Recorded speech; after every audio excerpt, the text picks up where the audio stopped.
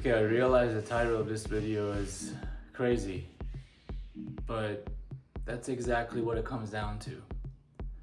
If you're trying to eat healthy, right, you're not gonna go sit at KFC and just inhale the delicious smell of all that fried garbage.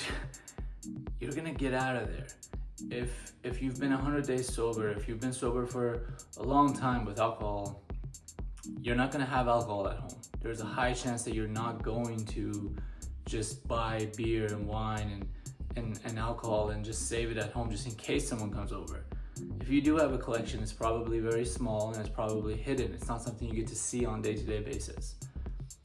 And yet when it comes to pornography, it's the same exact story, and we forget about that. We forget to distinguish that difference, that the dividing factor in between, right? If there's no electricity, if your internet is not working, if your phone is dead, you probably aren't going to watch pornography, because at this time in life, in 2026, most people don't have a collection saved on their laptops or VHS or anything else like that, right?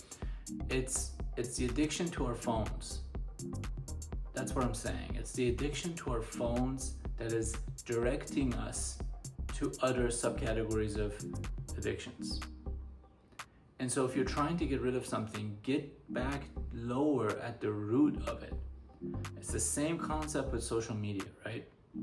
Or anything else that relates to this larger category of digital addictions, video games and such. Get the phone out of your sight. Stop touching the phone late at night. There's no reason for you to be on there. And if you look back at every single time you found your way back into a porn website of some sort, if you look back at every single time that you relapsed, chances are it was either a phone or a laptop, right? That's probably how most of the society consumes this kind of entertainment. If you want to get rid of it, avoid the phone. Get lower at the root of the problem. Stop touching the phone and you'll stop touching yourself. This sounds too simplified. This sounds like a ridiculously simple idea, and it's not. It's more complicated than that. Sometimes I have to be in a different room. Sometimes I have to go out and do something and purposely leave my phone behind. Sometimes I have to grab the phone and go on Instagram or something, and then I have to put it away, because then I remind myself that hey, we're not doing this for the rest of the evening. We're not doing this. These moments are the moments that define you. The moments where you go to battle with that resistance that's constantly there. It's constantly fighting every addict. If you choose not to use the word addict for yourself, that is fine. But everyone in this world is struggling with some sort of substance. And that's a fact, unfortunately. I take too many ibuprofens and I get to enjoy them a whole lot more than I would like, right? Drugs, addictions, substances, these things are not taboo conversations. We make them taboo, but they don't need to be. They can be as simple as a coffee shop. There are coffee shops in LA that have huge lines, and when I go and drink that coffee, there's something in there, man. That is not normal coffee.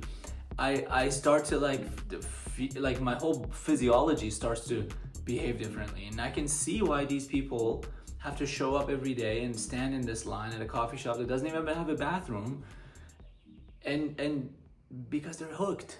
They're hooked to wherever is being served. And this is not a conversation of conspiracies.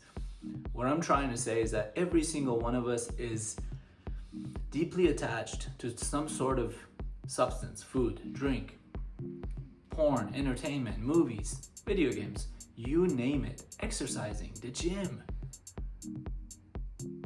When you need to get rid of something, you attack its root.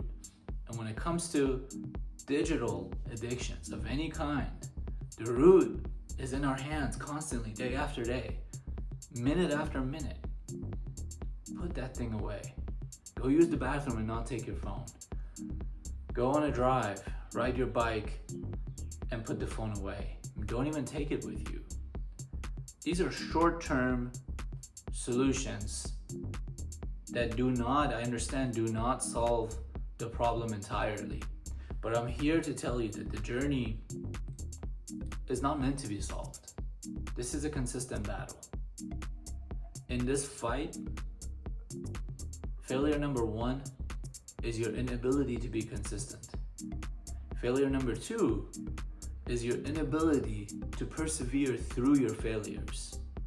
So this idea that I was 100 days sober, I didn't watch porn for 3 months, I've been eating healthy, smoke weed for 21 days, because that's a number, right? 21 days and your life has changed.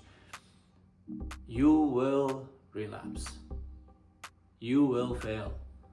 You will go back to zero again. Be ready for that. Be prepared for that. Accept that. That's part of the game we play.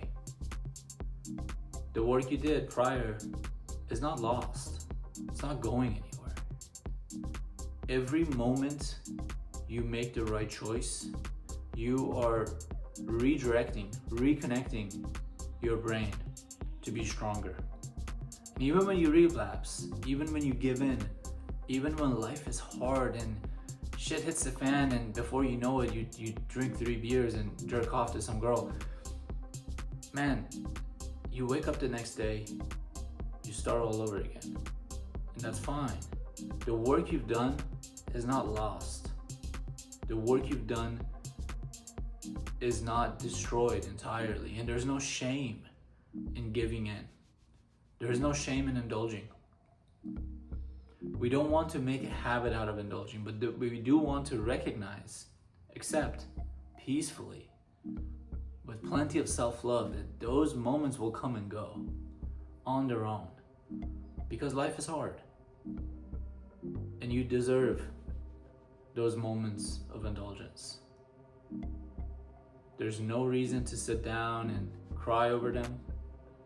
There's no reason for self-pity, for resentment, self-sabotage. There's no reason for shame.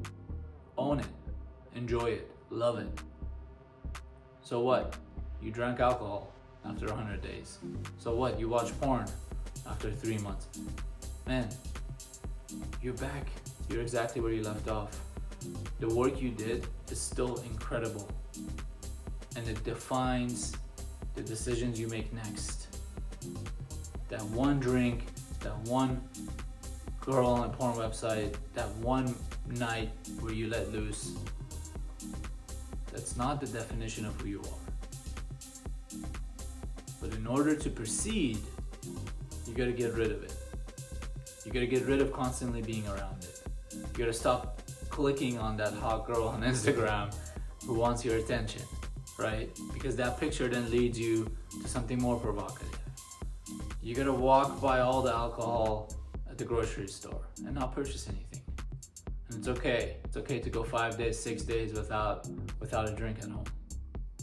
In order to proceed, in order to continue to persevere, you need to make physical changes on a day-to-day basis, without exceptions.